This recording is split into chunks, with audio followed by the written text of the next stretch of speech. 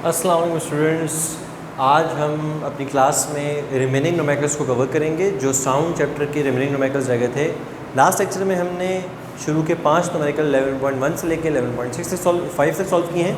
आज हम 11.6 से चलेंगे और ऑनवर्ड्स तमाम तर नोमेकल इस चैप्टर के ख़त्म करेंगे। आइए स्टार्ट करते हैं स्टूडेंट्स। 11.6 मैं यहाँ पर नोमेकल्स को रीड करूँगा और आपके पास नीचे डिस्क्रिप्शन में नोमेकल जो है मेंशन है, आप चाहें तो बुक से भी देख सकते हैं।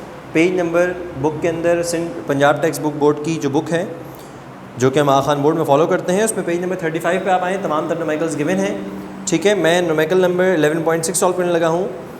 अ student clapped his hands near a cliff and heard the echo after 5 second. यहाँ पे स्टूडेंट सिचुएशन जो है कि एक क्लिफ है, यानी मैं आपको ये समझाता हूँ कि एक ये क्लिफ है, ठीक है, इसको यूँ बनाते हैं, ये जो है वो एक क्लिफ है और जो बच्चा है, ठीक है, स्टूडेंट जो है वो यहाँ पर आपके सामने ये खड़ा है। स्टूडेंट यहाँ से क्लैप करेगा, क्लैप करने के बाद उसकी साउंड वेव्स हैं वो यहाँ ट्रैवल करेंगी साउंड वेव,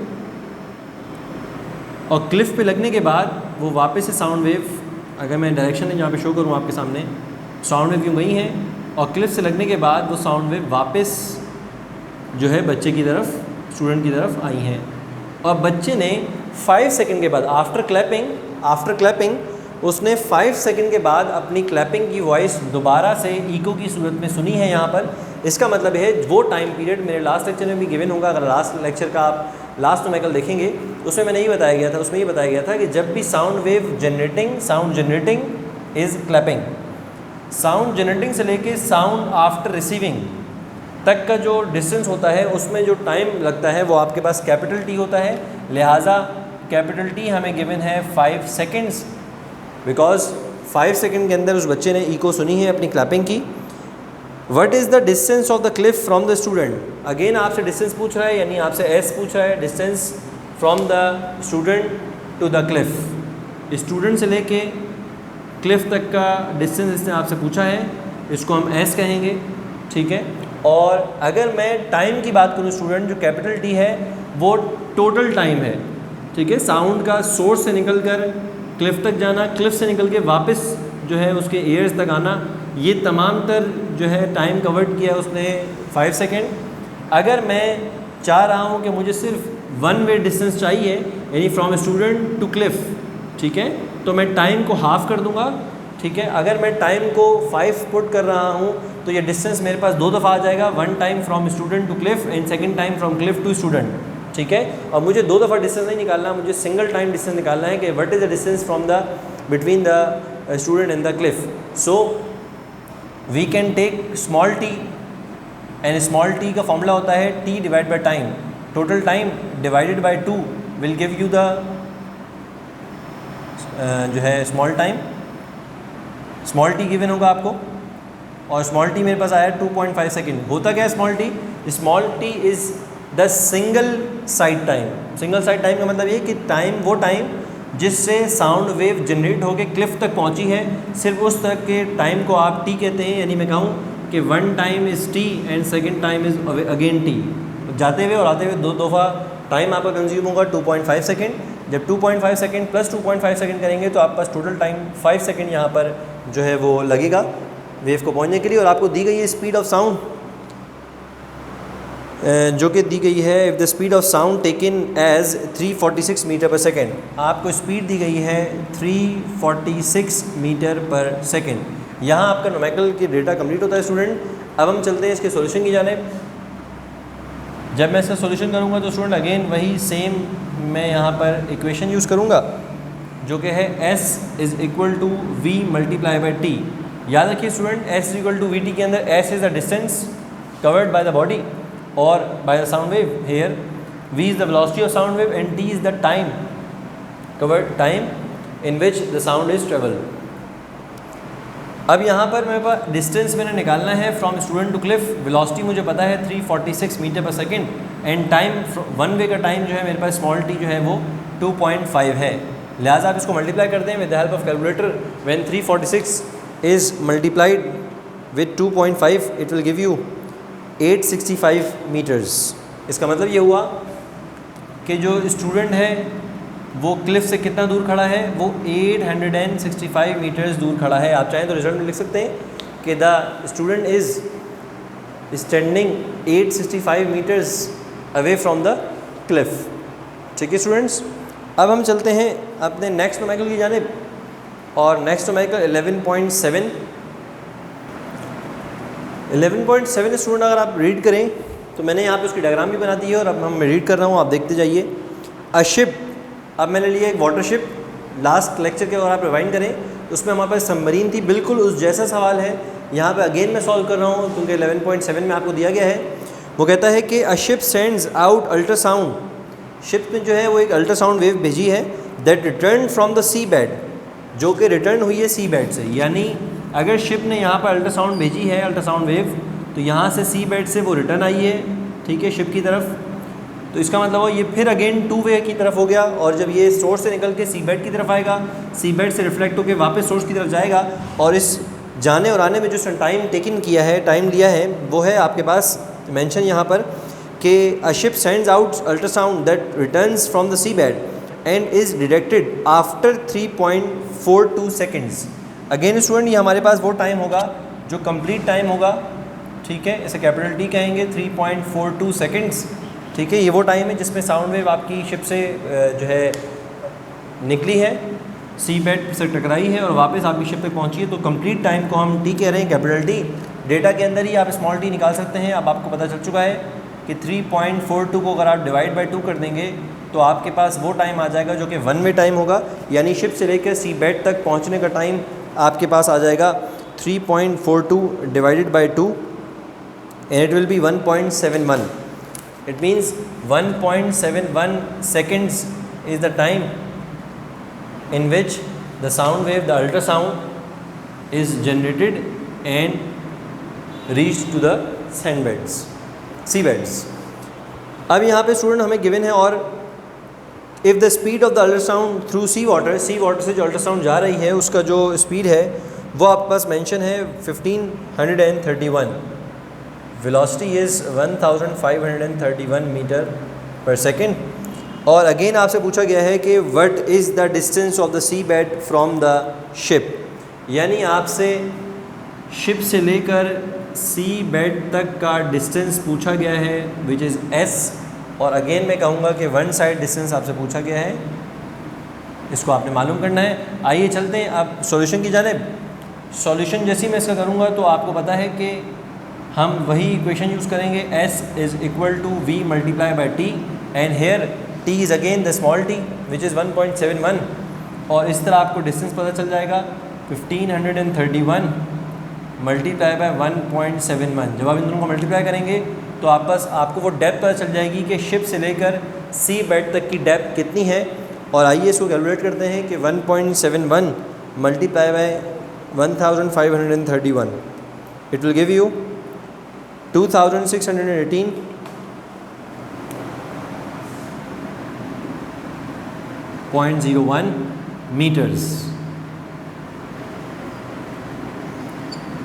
जो आपकी शिप है वो सी बेड से इतना ऊपर बुलंदी पे जो है वो ट्रैवल कर रही है, मूव कर रही है सी के अंदर, ठीक है। या भी कह सकते हैं शिप से सी बेड तक का जो फासला है, डेप्थ है, वो आपके पास 2618.01 मीटर्स है, ठीक है स्टूडेंट। इस तरह हमने अपने इस चैप्टर के 7 न्यूमेरिकल्स कंप्लीट कर चुके हैं, और अब मैं जाऊंगा 8 न्यूमेरिकल की तरफ।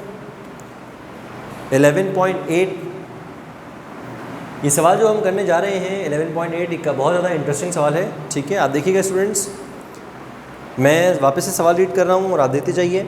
इस सवाल में कह रहा है कि the highest frequency sound human can here is about 20,000 hertz, यानी जो हाईएस्ट फ्रिक्वेंसी हम सुन सकते हैं वो हाईएस्ट फ्रिक्वेंसी क्या है, वो है 20,000 हर्ट्ज़, ठीक है। आप इसे कह सकते हैं कि एफ मैक्स भी कह सकते हैं, maximum frequency, the Audible maximum frequency is 20,000 hertz. और आपसे पूछा जा रहा है what is the wavelength of sound in air, बताएं इस वक्त वेवलेंथ क्या होगी साउंड की, ठीक है। अगर फ्रिक्वेंसी आपकी मैक्सिमम हो 20,000 हर्ट्ज़ तो बताएं उस वक्त वेवलेंथ क्या होगी एट 20 डिग्री सेल्सियस। अब यहाँ पे टेम्परेचर मेंशन है, लेकिन टेम्परेचर में किसी काम का नहीं है, आप चाहें तो डेटा में लिख सकते हैं, लेकिन हमारे किसी काम का नहीं है इस वक्त टेम्परेचर। बताने का मकसद उसका टेम्परेचर सिर्फ यही है कि फ़िक्स टेम्परेचर है, और फिक्स टेम्परेचर अगर हो तो उसकी वेलोसिटी चेंज नहीं होती। ठीक है, ये बताने का न्यूमेरिकल में मकसद सिर्फ ये है कि टेम्परेचर आपका फिक्स है, 20 डिग्री सेल्सियस पे बात हो रही है, और 20 डिग्री सेल्सियस पे बात हो रही है, इसका मतलब है कि टेम्परेचर फिक्स है, और फिक्स टेम्परेचर का मतलब है उसकी वेलोसिटी में चेंजेस नहीं आएंगे। ठीक है, देन आपसे पूछा जा रहा है कि पहले पार्ट आपसे पूछ लिया कि बताएं उसकी वेवलेंथ क्या होगी अगर फ्रिक्वेंसी क्या है, मैक्सिमम 20,000 है, जो कि हम सुन सकते हैं। फिर वो पूछता है कि what is the wavelength of lowest sound, और बताएं लोएस्ट साउंड की फ्रिक्वेंसी क्या होगी। यानी आपसे हाईएस्ट फ्रिक्वेंसी में भी पूछा, मैक्सिमम फ्रिक्वेंसी में, और लोएस्ट फ्रिक्वेंसी में पूछ रहा है। मैं यहाँ पे लिख रहा हूँ मिनिमम फ्रिक्वेंसी या लोएस्ट फ्रिक्वेंसी में आपसे पूछ रहा है कि बताएं मिनिमम फ्रिक्वेंसी होती है 20 हर्ट्ज़। बोलता है इसमें भी बताएं कि वेवलेंथ क्या होगी। यानी मुझसे दो दफ़ा वेवलेंथ पूछ रहा है, एक दफ़ा मैक्सिमम फ्रिक्वेंसी के लिए, एक दफ़ा मिनिमम फ्रिक्वेंसी के लिए। ठीक है, at a particular temperature where velocity of sound is constant and which is mention किया हुआ है सवाल में, आप पढ़ सकते हैं what is the assume the speed of sound in air at 20 degree Celsius is 343 metre पर सेकेंड। देखिए उसने भी यहाँ पर ये जिक्र किया कि जो स्पीड ऑफ साउंड है इन एयर एट 20 डिग्री सेल्सियस, का मतलब बताने का बार बार ये है क्योंकि वेलोसिटी जो है साउंड की वेलोसिटी डिपेंड करिए टेम्परेचर पे, टेम्परेचर बढ़ाएंगे तो वेलोसिटी में चेंज आएगा। इसलिए बार बार वो कह रहा है कि चाहे मैक्सिमम की कंडीशन पे आप काम करें या मिनिमम फ्रीक्वेंसी की कंडीशन पे काम करें, जो वेलोसिटी ऑफ साउंड है वो पर्टिकुलर टेम्परेचर पे ली जा रही है 20 डिग्री सेल्सियस पे। इसका मतलब है वेलोसिटी चेंज नहीं हो रही। अब चलते हैं स्टूडेंट्स के सॉल्यूशन की तरफ।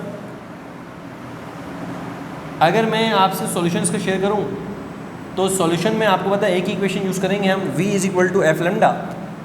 v is equal to F lambda. पहला पार्ट करेंगे तो हम एफ मैक्स पुट करेंगे, क्योंकि अगर मैं पहला पार्ट सॉल्व कर रहा हूँ ए पार्ट, तो मैं एफ मैक्स को सॉल्व करूँगा और निकालना है मुझे लेमडा, लिहाजा एफ मैक्स या मल्टीप्लाई नीचे आके डिवाइड हो जाएगा और लेमडा का आंसर आएगा velocity divide by frequency max. ठीक है, आइए इसको डिवाइड करते हैं। Lambda is equal to velocity 343 metre पर second divided by frequency is 20,000 hertz.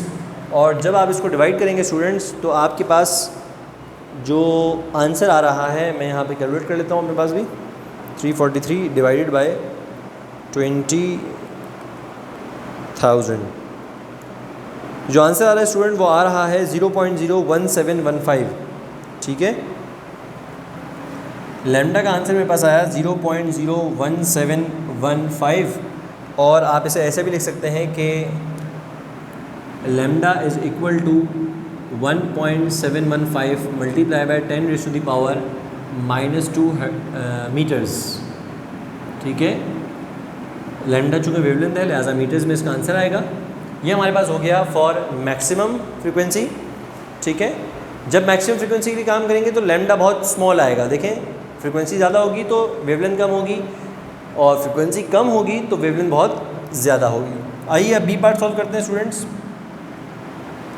अगर मैं बी पार्ट के लिए काम करूँगा तो वापस से v is equal to F lambda, लेकिन यहाँ पर f अब यूज़ करूँगा मैं मिनिमम, क्योंकि सेकंड पार्ट में जो बी पार्ट है हमने लेमडा निकालना है और ये लेमडा आएगा फॉर लोएस्ट फ्रीक्वेंसी। अगेन आप कह सकते हैं कि सर लेमडा बराबर हो जाएगा velocity divide by frequency minimum, और यहाँ पर जो वेलोसिटी है वो 343 मीटर पर सेकेंड डिवाइड बाय 20 हर्ट्ज़। ठीक है, 20 इज़ द लोएस्ट फ्रीक्वेंसी और the minimum frequency that can heard by the human air. और अब मैं यहाँ पर 343 को डिवाइड करूँगा 20 से, तो मेरे पास आंसर जो आ रहा है वो है 17.15। तो आप देख सकते हैं student 17.15 metres a long wavelength. ठीक है, यहाँ पर देखें 1.7 10⁻⁻² मीटर्स बहुत कम है वेवलेंथ, क्योंकि फ्रीक्वेंसी बहुत ज़्यादा है, 20,000 फ्रीक्वेंसी है, और फ्रीक्वेंसी जैसे जैसे कम होगी वेवलेंथ आपकी बढ़ती जाएगी। और देखें आप मिनिमम फ्रीक्वेंसी पे जो आपकी वेवलेंथ है वो 17.15 मीटर्स है। इस तरह हमने क्वेश्चन नंबर 11.8 न्यूमेरिकल नंबर 11.8 में हमने मैक्सिमम फ्रीक्वेंसी के लिए भी वेवलेंथ निकाल ली है, और minimum frequency which is 20 hertz उसके लिए भी हमने यहाँ पर वेवलेंथ को डिटरमाइन किया है। अब हम चलते हैं स्टूडेंट आज की क्लास के लास्ट न्यूमेरिकल पे और कहेंगे कि इस चैप्टर के लास्ट न्यूमेरिकल विच इज़ 8.9 उसको करेंगे और अपने चैप्टर को जो है वो यहाँ पर ख़त्म करेंगे। आइए स्टूडेंट अब न्यूमेरिकल 11.9 मैं यहाँ पे इसको रीड करूँगा, आप देख सकते हैं अपने डिस्क्रिप्शन में और बुक में भी देख सकते हैं। A sound wave has a frequency of 2 kilohertz. एक साउंड वेव है जिसकी फ्रिक्वेंसी बताई जा रही है 2 किलोहर्ट्ज़। स्टूडेंट यहाँ पे आपने किलोहर्ट्ज़ से परेशान नहीं होना, मैं आपको जो है प्रीफिक्स बता चुका हूँ और किलो का मतलब होता है 10⁻³ तो आप इसको ऐसे भी लिख सकते हैं कि किलो को रिप्लेस करके आपने इसका प्रीफिक्स लिख दिया 10⁻³ हर्ट्ज़। और अगर आप चाहें तो ये भी देख सकते हैं कि हमें पता है कि किलो हर्ट्ज़ में कितने हर्ट्ज़ होते हैं, 1000 हर्ट्ज़ होते हैं, लिहाजा 2 किलो हर्ट्ज़ में 2000 हर्ट्ज़ होंगे। इस तरह मैंने अपनी फ्रीक्वेंसी यहाँ पर मेंशन की है जो कि डेटा से निकाली है। आगे चलते हैं, वो कहता है वेवलेंथ एंड वेवलेंथ 35 सेंटीमीटर, यानी आपको लैम्डा दिया जा रहा है 35 सेंटीमीटर वेवलेंथ है आपकी। इसको आप सबसे पहले मीटर्स में कन्वर्ट करेंगे और मीटर में कन्वर्ट करने के लिए आप इसे डिवाइड बाय 100 करेंगे। जैसे ही डिवाइड बाय 100 करेंगे स्टूडेंट तो आपस बच जाएगा 0.35 metres and it is the wavelength of sound wave that is produced. वही पूछता है कि बताएं how long it will take, कितना टाइम लगेगा, how long it will take to travel 1.5 kilometres. यानी उसने आपसे क्या पूछा, उसने पूछा बताएं कितना टाइम लगेगा, how long it will take, ठीक है, कितना टाइम लगेगा to, how long will it take to travel 1.5 kilometres. इसका मतलब 1.5 kilometre is not the wave length, rather it is the distance travelled by the sound wave which is 1.5 kilometres. इस kilometres को again आप metres में करेंगे students, और metre में करने के लिए या तो आप किलो की जगह किलो का प्रीफिक्स रख लें 10⁻³ या आप इसको 1000 से मल्टीप्लाई कर देंगे तो आपके पास बचेगा 1500 मीटर्स। 1.5 किलोमीटर्स का मतलब ये है कि आपके पास जो डिस्टेंस है वो 1500 मीटर्स है। अब स्टूडेंट हम चलते हैं सॉल्यूशन की जानिब। यहाँ पे स्टूडेंट मैं सॉल्यूशन आपके सामने करूँगा। सबसे पहले देखना है कि हमें फ्रीक्वेंसी गिवन है और लैम्डा गिवन है, तो with the help of lambda and frequency यानी frequency of sound wave and wavelength of sound wave से हम इसकी वेलोसिटी निकालेंगे। लिहाजा सबसे पहले जो फॉर्मूला मैं यूज़ कर रहा हूँ वो कर रहा हूँ v = f लैम्डा। यहाँ से ईजिली हम वेलोसिटी ऑफ साउंड निकालेंगे जो कि फिक्स रहेगी। फिर फ्रीक्वेंसी आपको गिवन है 2 kilo hertz, it mean 2000 hertz, multiply by wavelength आपको गिवन है 35 सेंटीमीटर, इट मीन 0.35 मीटर्स। जब स्टूडेंट आप इसको मल्टीप्लाई करेंगे तो आपके पास वेलोसिटी का आंसर आएगा इन मीटर पर सेकंड, और यहाँ पे मैं इसको सॉल्व करता हूँ तो मेरा जो आंसर आ रहा है वो आया 700 मीटर पर सेकंड। इस तरह मैंने given frequency and given wavelength से मैंने अपनी वेलोसिटी निकाली। हालांकि वेलोसिटी मैंने नहीं निकालनी थी क्योंकि मैंने टाइम निकालना है, लेकिन टाइम निकालने के लिए मुझे वेलोसिटी लाजमी चाहिए, लिहाजा पहला स्टेप इसमें वेलोसिटी का है। नाउ सेकंड स्टेप में ये पूछा गया है कि अगर मैं चाह रहा हूँ कि मेरी साउंड वेव ट्रेवल कर जाएं 1.5 किलोमीटर्स विच मीन्स 1500 मीटर्स, तो बताएं कितना टाइम लगेगा। टाइम निकालने के लिए अगर मुझे डिस्टेंस गिवन है तो वेलोसिटी भी गिवन होनी चाहिए कि कितनी मेरे साउंड की वेलोसिटी है कि वो इतना डिस्टेंस कवर करेगी, तो बताएं कितना टाइम लगेगा। लिहाजा इसको सॉल्व करने के लिए मैं दूसरा फॉर्मूला यूज़ करूँगा which is s = vt।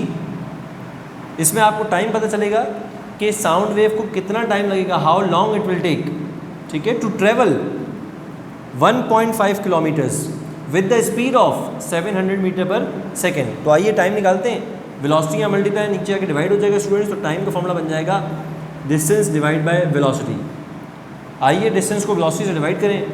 Distance है आपके पास 1500 मीटर्स, जबकि वेलोसिटी आपके पास है 700 मीटर पर सेकेंड, ठीक है।